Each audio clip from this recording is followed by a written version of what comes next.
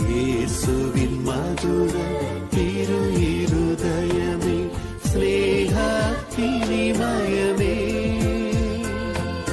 தினமும் நீர் எங்கள் ஸ்நேகமாயிருப்பீர் தேவதயாநிதி.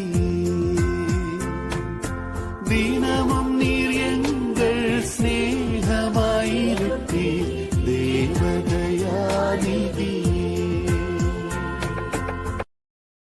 இயேசு